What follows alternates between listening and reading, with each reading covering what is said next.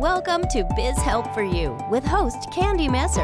Entrepreneurs like to focus on the big picture, like profitability, success, and a smooth-running organization. But there always seems to be those little things like taxes, employee compensation, laws, regulations, and more. Now you can get the answers you need in one place. Join us today as we break it all down for you. Now, here's your host, Candy Messer.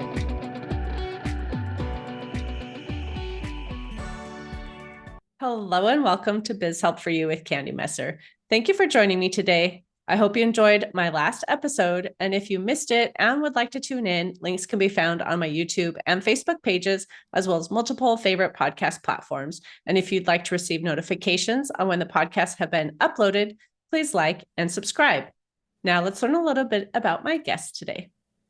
Hector Santiesteban is the founder of Amplify Media, lead producer for podcasts at Scalable, and host of Marketing Your Podcast. In 2017, Hector started Amplify Media, a podcast marketing agency, and has since helped dozens of podcasters in a variety of niches grow their show.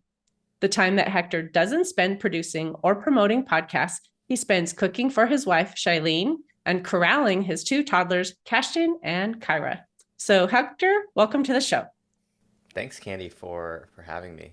It's fun to hear that. That sounds like a fun life. This morning was a little crazy getting out of the house, and so it has its moments, but it's great to be here with you. Well, I'm glad to have you. I'm really looking forward to this episode, not only for my listeners as well, but, for me as a podcast host as well. There's so much still to learn, and I look forward to having that conversation. But before I ask you any questions, I would love for you to tell me just a little bit more about yourself and how did you even get into podcasting and helping others market their podcasts? So the long short of it is I had a sales job out of college, or out of high school actually, through college and even out of college, and did that for a while and had success in what many would consider like a very corporate-ish kind of career, and had that midlife crisis maybe a little earlier than most people. I think I was like 25, and just realizing that this was not what I wanted to do. I grew up in the west side of LA, and anyone who's been in LA traffic just knows that it's crazy. And my wife, I love her to death, but she doesn't make dinner very often, and she doesn't make enchiladas very often. And she had, them sitting on the table. And that night it took me 2.5 hours to get home, and I only had to go 7 miles. And it was not because of any crazy thing. The president wasn't in town, or it wasn't some major accident. It was just a Thursday. And so that night I came home and I said that there's no way I can do this. Even if I just don't have to commute, I need to find a way to kind of work from home. And so I did all of the reading and the searching that one can do on Google, and bought all the books and figured out, what were kind of my routes to make it work in this kind of online space. And I did everything under the sun, really, from, helping people run their Facebook ads to building websites and selling courses. And I had a YouTube channel and a Facebook group. And I mean, the list went on and on and on, just trying to find kind of my groove.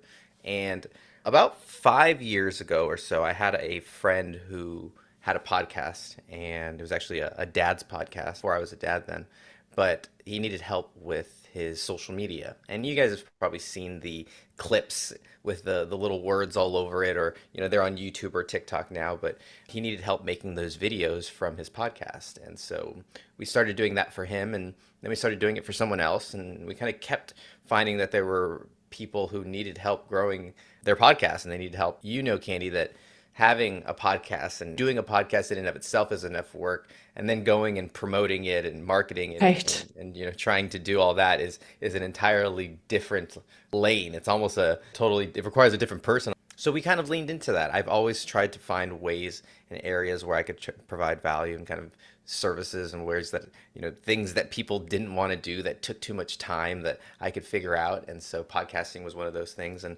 over the last kind of 5 years, we've built a full service production company where we do everything from the editing to the videos to all of the writing and the graphics. I mean, we really try and be the easy button for our podcasters. And so that, I guess I could go back. There were probably some times, in middle school where I got into, my first little bit of content, or, there were some instances where was figuring out, do I do YouTube or Facebook Live or podcasting or all these kinds of decisions within, the internet space. But that's kind of the long short of how I got here. Right. Perfect. And I do enjoy reading some of the things you're sharing too. And I'm sure you'll share, how people can connect with you and all of that at the end too. But your information that you share on LinkedIn through your newsletter, I get it in my email too. I really enjoy that as a podcaster myself and wanting to learn more. So definitely, I'm looking forward to the tips you're going to share today. So the first thing I want to ask you though is, what businesses really should have a podcast? Because some people may be thinking, well, my business doesn't really fit podcasting. And some, obviously, it's a great fit. So I would love for you just to touch on that question. Yeah, I think any business could benefit from podcasting. Podcasting as a medium, I don't think is going away. The radio been such a big part of advertising for so long, and I don't think that people are fully dealing with all of the ways that people advertise on the radio, and in a lot of ways it's a very similar transition to podcasting, but in a lot of ways it's very different. But in any case, I don't think that it's going to be around, and so it's not something that you have to do, but it's something that you could do or you could pursue. A lot of businesses really like the idea of being able to tell their own story and get their brand out there and get their own message out there. And podcasts is a great way to do it. I mean, the great example is this one, Candy, is, for you is an opportunity for you to bring your personality into what may otherwise be a rather kind of dry, maybe I'm overstepping and talking about your industry, but you're able to inject your personality into it and bring a face and bring, more than anything, a personality, a character, someone to relate to and create a connection to.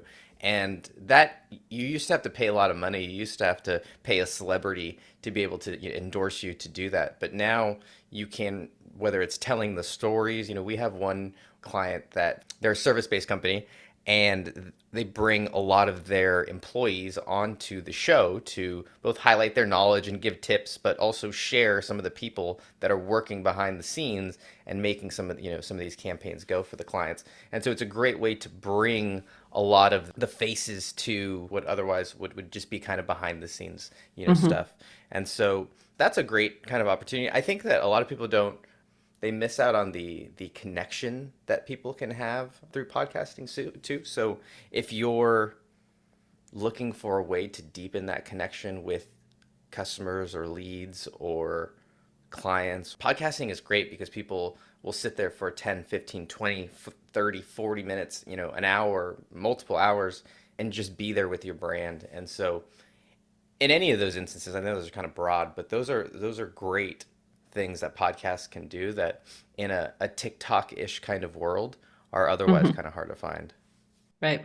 Well, I agree. Even in my industry, sometimes there's so many things that people will find, let's say, boring, right? Like, so I remember when I was first going to even start a newsletter, because I wanted to educate my clients on certain things. And I remember someone saying, you don't really need to have a newsletter because people are just going to want to pay you to do the work because they hate it themselves, right? But then I thought, well, the point of why I want to do this is to educate them so they avoid the mistakes, have a more successful business.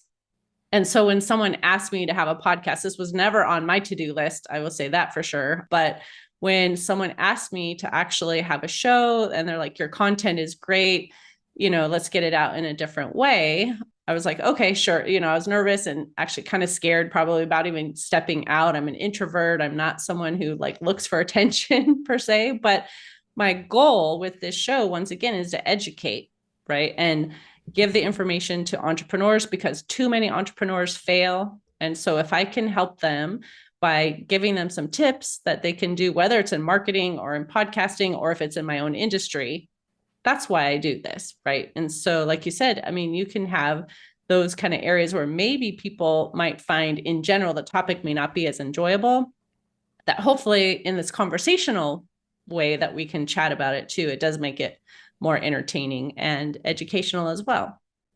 Yeah. Podcasts are great because they are one of the few things that people can do while they're doing something else.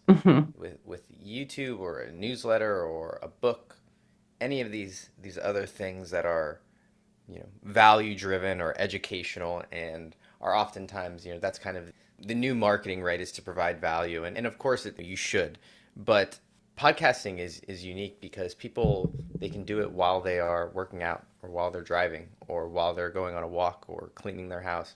And so you're really able to bypass a lot of the challenges that come along with media, right? Everybody, Mhm. you hear this advice where everybody needs a blog or everybody needs to be on social media or everybody needs a podcast or whatever. And it's like, I don't know that everybody needs one. Can they benefit from it? Sure, they definitely can benefit from it. But there are benefits too that podcasting has over other mediums that I think people don't give it enough credit for either. Right. Exactly. So if someone is listening and they're saying, okay, I really think a podcast is the way to go, but I'm not sure where to start. Like, what are those couple steps that you would give them as this is what you need to know, whether it's technology or just content, any of those little tips to get started? I'm sure they would love to hear that. Yeah, I was actually just chatting with a friend at a dad's retreat, and we were talking about starting a podcast, and he asked me, what do you think about that? And I almost told him, like, I don't know that you need to start a podcast. You may not need to start a whole podcast. There is a way to leverage podcasts through going on other Mhm. podcasts or advertising on I mean, there are ways to leverage what podcasts can do without actually starting a podcast. So I think that you might want to consider, the why. And if the Mhm. why is that you are like you, Candy, where you are wanting to educate and inform, and there's really a value driven, or maybe some people might call it a heart centered or a purpose driven kind of purpose behind it, then it might make sense. But I have a friend, and you might be connected with Dustin Reichman on LinkedIn. He has a meat sticks company and has sold millions of dollars of meat sticks, like beef jerky kind of meat sticks, via podcasts without ever actually starting his own podcast. I'm actually trying to convince him to start his own show.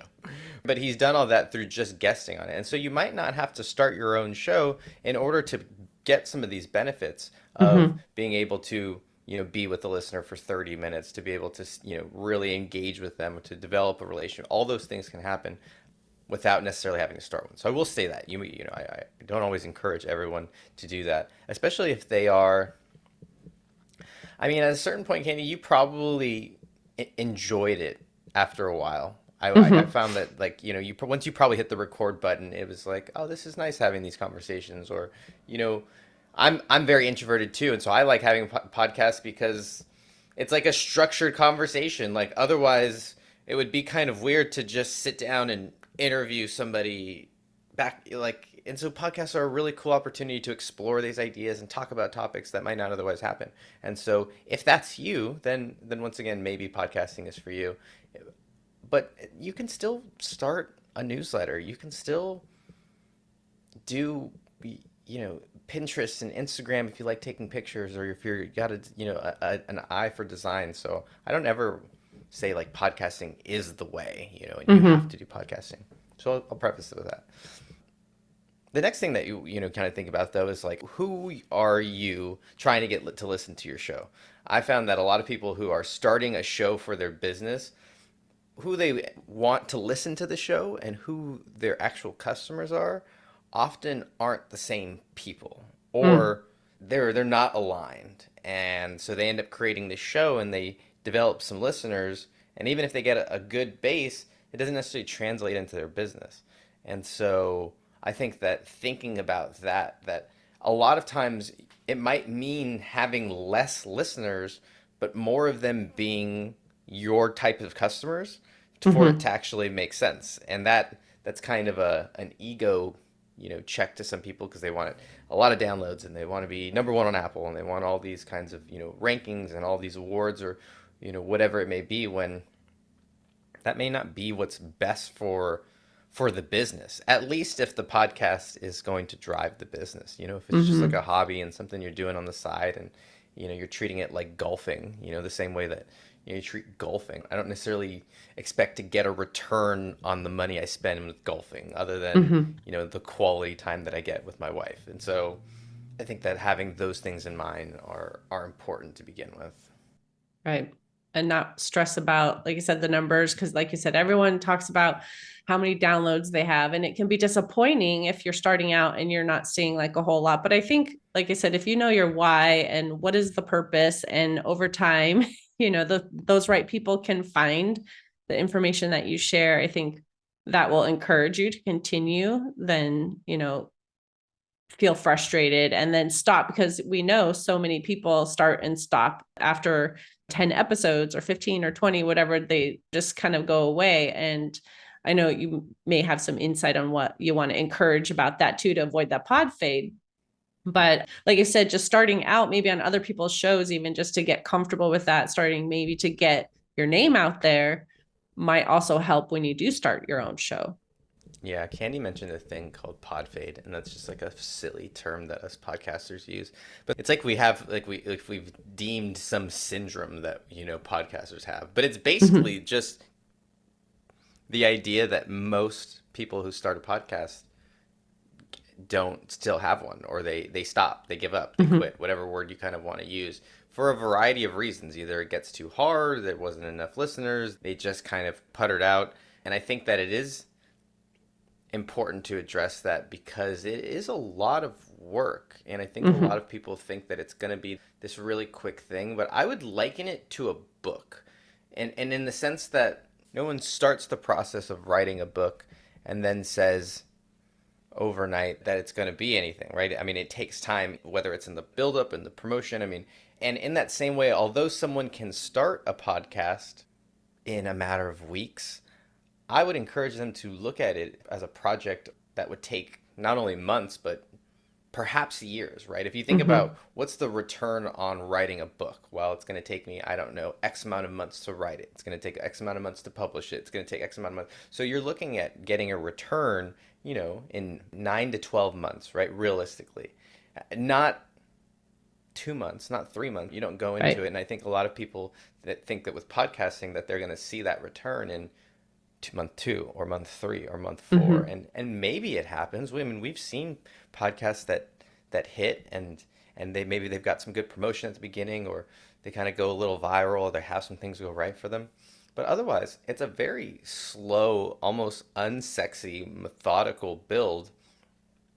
But Candy, you've probably realized this, that it's almost the silent kind of listening, right? You don't notice it until you start to interact with people and they go, they mention their episode, or you get feedback in these other ways because people are out in the woods while they're listening. They're washing the dishes, they're driving the kids, they're not sitting there commenting. And so oftentimes there's this lack of feedback, right? When you post a TikTok or you post an Instagram, there's a lot of people that are consciously or subconsciously waiting for the ping on their phone to tell them that someone liked it or commented it. But that Right. never happens with podcasts. And it happens, so slowly that maybe, you check a couple of days and you see some downloads, or you can maybe see it, from hour to hour. But it's not that same kind of dopamine hit that Mm-hmm. people get when they're a creator on, TikTok or Instagram, or to a lesser extent YouTube, or some of these other platforms. Right. So if someone does start a podcast and they do want to, promote it to get it kind of out there in the world so people can find it, what are some of the ways that they can do that? Yeah. I think of promoting a podcast just like promoting anything, right? And so it would be very similar to how do you, if you're going to sell a book or sell a course or sell services, and you want to kind of leverage, at least for me, most of my thoughts are digitally, right? There is someone that I'm connected with on LinkedIn, and she has a show called OC Talk Radio. And it's a show about all of the happenings here in Orange County. And I live in Orange County down, it's a little south of LA. But if I was her, I don't know how much marketing I would do on social media. Mm-hmm. You're not shooting fish in a barrel there. You're kind of, you're doing the opposite. So for her, I would be at the farmers markets. I would be, passing out little things at the farmers market, little cards, or I don't know, having some scanning or doing some promotions or engagement or whatever, live recordings, out there interacting with my potential audience. Now that's because it's a local show. Mm-hmm. Mine is a very diverse, we have people listening in all crevices of the world, which is fantastic. But there's not a place where I can go locally where I'm going to find a lot of podcasters or people even thinking about podcasting. And so, for me, LinkedIn is a great place. Twitter is a great place. So we can do kind of a deep dive. Are you ready to do a little social media deep dive, Candy? Sure. So when I think about social media, right, when it comes to podcasting, there's two methods, right? The first is let's call it personality driven or profile driven. These are things like Facebook, Instagram, LinkedIn, even TikTok, where YouTube to an extent, where someone is following a person. They follow the Mm. person, they're friends with them, they're connected with them, whatever it is. And so it's really personality driven and it's very post driven. And they burn really, really hot. So when, you might post something on Instagram that gets a lot of attention for 2 or 3 days, maybe 4 days if you're really lucky. And then you never get any more notifications or any more traction on that post ever again, right? Hmm. Those are what happens on those types of platforms. LinkedIn, the same kind of thing. LinkedIn, that window is a little bit longer, but even a week later, maybe 2 weeks later, 3 weeks later, you're not getting any traction on those posts. So what's required of those, you have to be constantly posting on those things, but they can work, right? So if someone has a professional niche audience, Facebook is a great place. If someone has more of a general, maybe a travel podcast, Instagram might be a great place. TikTok might be a great place. But like I said, it comes with those kinds of challenges. The other side of quote unquote social media, which I think people don't give enough credit to, is let's just call it search. It's like search based content. These are places where people are going and they are searching for topics and they are looking for specific questions or looking for specific things. These are places like Pinterest, YouTube, Quora, Substack to an extent. People, they go to it and they type in a question and then they look at all of kind of the answers. And so what's great about something like Pinterest is that you might be able to take the three ideas that were in your podcast and turn it into an infographic, or you might take Mm. the three highlights that your guest said, make it into an infographic, put that on Pinterest, link it up. And with Pinterest, it may not get immediate traction that day, but what's nice about Pinterest and a lot of these places is that over time, you might have a pin that 3 years later is still sending people to your show or whatever it is that you're offering, because that sort of stuff is building on it. People are still searching for it because of the way that those things, it's not profile driven, right? It's not post Hmm. driven. So that's not the way that the content kind of works there. And so if someone is very, there are people that like to be in front of the camera and they like to be they're very personality driven and, maybe more Hmm. extroverted. I tend to push those people towards the first style that I mentioned, right? Oftentimes they get fuel off of those notifications and that dopamine, and they can kind of replicate it. Whereas someone who's a little more introverted or someone who is maybe a little more whatever, right? The other side of that, I recommend those because they can be a little more analytical. They can be a little bit more research driven. They can take their time oftentimes with a lot of these things, right? Quora, I think Quora is a really underutilized thing, especially for podcasts, because are you familiar with Quora? Mm-mm. So Quora is a place where you can go and ask questions, like everything from, I'm looking at my plant right now. How do I grow houseplants? How do I transplant, houseplants? How do I, whatever, right? Whatever question someone might have about houseplants. And anybody can go in and answer, and they can, and people will respond with very thorough answers, and they'll write a blog post and a reply. Step number one, here's the thing, here are some references, here's some links, and it's very much, you can put a lot of links are encouraged, right? There are a lot of places where you can't really post a lot of links, think it looks spammy or it doesn't get a lot of whatever. But this type of place, you can say, well, if you want to reference this, here's a great podcast episode to go listen to, whatever. Hmm. But Quora is a great place, and the best answers get kind of ranked up. People get to say, well, that was a good answer, and so the best answers bubble up to the top, and so that's a way that you can go in and answer questions, write out the questions, and then kind of direct them to wherever it is, whether it's a podcast or a service or a business or things like that. So those are the Hmm. things that I think about when it comes to how do I. Now we could obviously talk about a lot of the paid stuff, but most people are like, how do I bootstrap this thing? How do I get it going? Without a Right. whole lot of a budget. And those are the directions I point to. Right. Well, especially when you're starting a podcast, you may not have a lot of money, that you could put into it.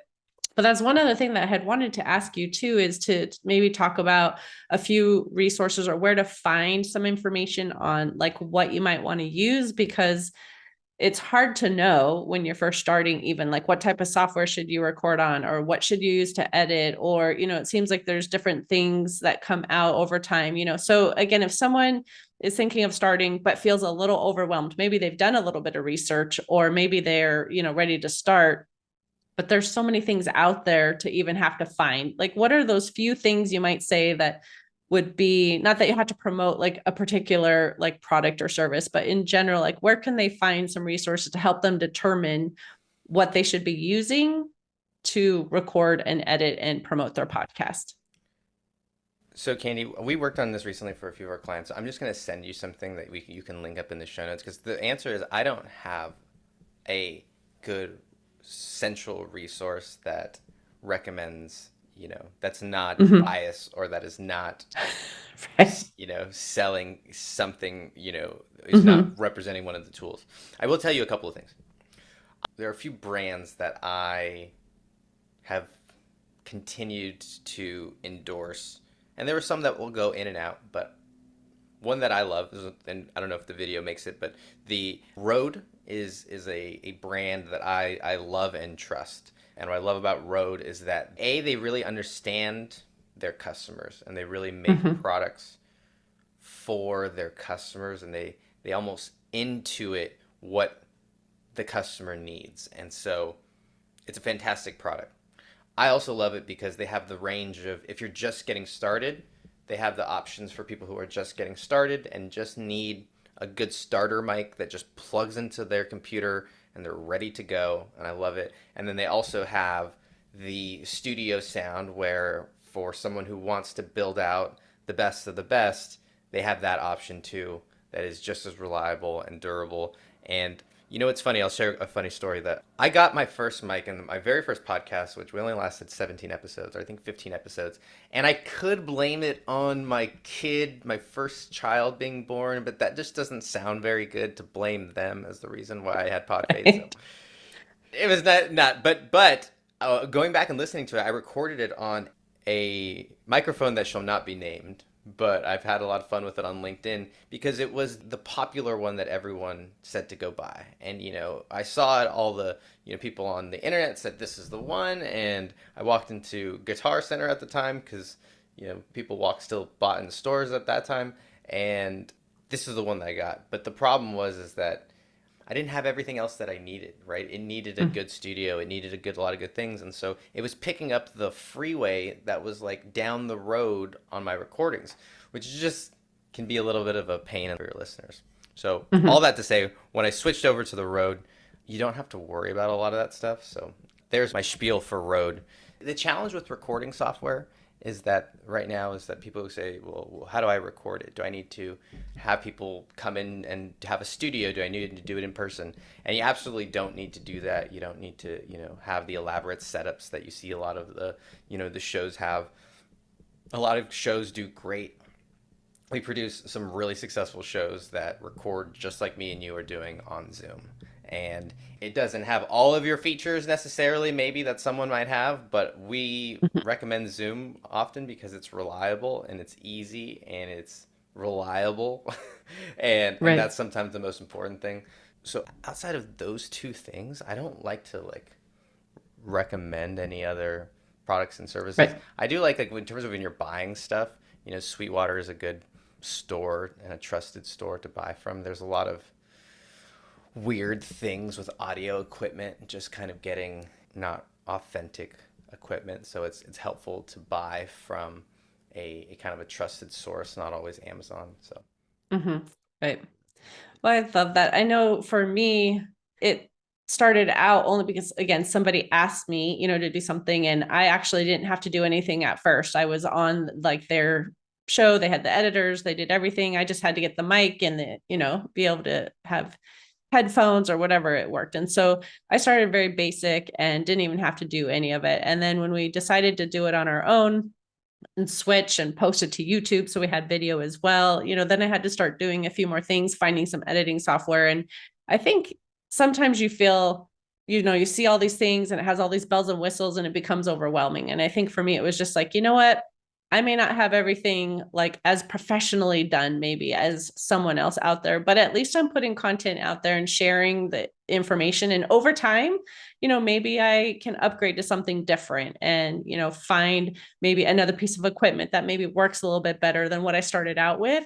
But just start, right? Yeah. And share your message. And then over time, I mean, now I've recorded over 200 episodes and headed to 250, so as things happen over time, I'm going to continue adding new things, new technology, or finding maybe a new service to use or whatever that is. And so don't put too much pressure right now. Just do what you can. And over time, you may find, like I found you on LinkedIn not that long ago, and I enjoy like seeing the tips and things that you even share. And so we continue to learn from others. And that would be my encouragement, is just start.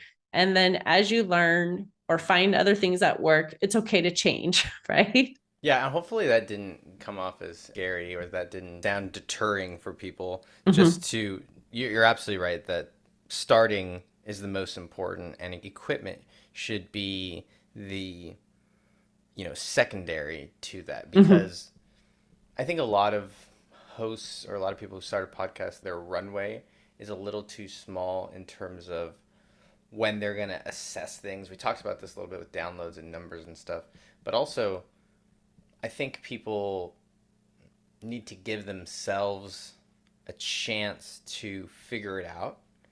Mm-hmm. I was fortunate enough, I mentioned that if I look back on my life, I could go, oh, that kind of makes sense because, I joined the speech and debate team in sixth grade.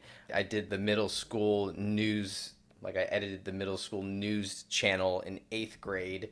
Yeah, I was in the production in high school. And so talking and performing, was easy. In my sales career, I'd given, I don't know, hundreds of speeches, quote unquote speeches or live presentations. And so at least I was comfortable talking.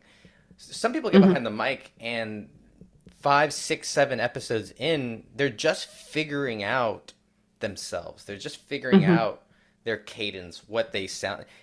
Sometimes 5, 6, 7 episodes in, people are still getting over how they sound, right? People are like, I don't like Mm-hmm. how my voice sounds. Well, that's everybody. Everybody listens to that, and so sometimes people just have to give themselves a big enough runway, and that might be 30, 40, 50 episodes for you to go, okay, I like 50 episodes because a lot of times that's about a year. And if you look at it a year, you go, okay, I'm going to do this for a year. And at the year, I will decide whether or not it's going to work, right? It's like a health goal, right? You don't like commit 2 weeks and go, you know what, I did this 2 weeks and it didn't work. So Right. I'm just out. It doesn't work, this whole eating Right. right and exercise thing. So Exactly.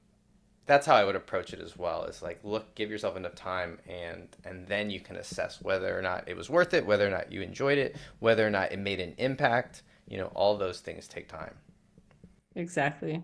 And I still know I have a lot to learn still, even after having done this for a few years. And so I just, encourage whoever's listening and you're thinking it's overwhelming, I'm not sure, there's just so much to know. Like I said, just, get started, find resources, reach out to Hector through LinkedIn and everything else, which leads me to just say too, I don't know if you have an offer that you would like to share with the listeners, but if so, what do you have for them, and then how they can connect with you so that they can follow up with you. Yeah, so if you go to podcastama.com, so AMA is like an Ask Me Anything. It's like something the young kids say. But Podcast AMA is our new podcast community, and we are doing live events we're hosting live events that are, the easiest way I'd call them is like a virtual mixer. We come on Mhm. Zoom, we hang out a little bit, we do, everyone breaks out into small breakout rooms of a few people, and we really just give people a chance to talk and connect with other podcasters, because so much of podcasting is siloed and it's alone, and it's, how is this going to look, how is this going to sound, And there's not always a lot of support or resources or even family or friends or whoever that can offer that sort of feedback that you're looking for. And so we try and provide that both as a way to learn, but also it helps to have other people that are going through the same kind of thing. And whether you have a show, you're starting a show, no matter where you're at in the journey, you're welcome to join us. That's podcastama.com. We're going to be putting out some more kind of resources and checklists where, I don't know when this is coming out, we have a program that we're starting that's going to kind of be a deep dive for people. But we want to be the resources and community that I'm sure both you and I wanted when we first started. Right. Those people to ask questions on, and sometimes a shoulder to cry on, is sometimes, you need a little bit of both, because it could be hard and long and sometimes lonely, at least if you can feel that way. So that's our goal. Perfect. So for sure, I did mention LinkedIn a couple of times. You want to share how they can find you there as well? Yeah, LinkedIn, you can search me, Hector Santiesteban. There is a doctor that I'm tracking down. He's probably going to reach out to me. I mentioned on a few shows now. I'm the second Hector Santiesteban on Google, but I think I'm the first one on LinkedIn. So I think I've got him there. And then you can find me on Twitter at Hector_podcast. That's much easier to find me there. Perfect. Well, thank you, Hector, for being here today and starting this topic. I know there were so many more questions I could have asked you, but we are running out of time. This is a good intro, right? I should have you back another time so we could continue the discussion, but I appreciate your being here and giving some information to those who are listening who are interested in this topic. Yeah, if you made it here, I appreciate you. I made it this far. Yeah, I appreciate you, and as you as well, Candy. It's a pleasure being connected with you over the last little bit.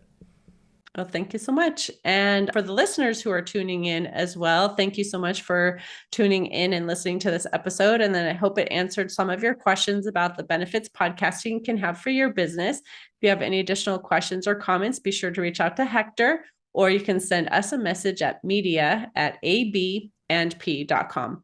I hope you can join me for my next interview. And please remember, you can connect with me on Twitter, Facebook, and LinkedIn. And my website is abandp.com. You can also find the podcast posted on multiple favorite podcast platforms, including iTunes, Google, TuneIn, Stitcher, iHeartRadio, and Spotify. And would you please share my show with those you know and leave a review on your favorite platform? I'd really appreciate your support. Until next time, have a great day. Thank you for listening to Biz Help for You. Please join your host, Candy Messer, again next time. Have a terrific day.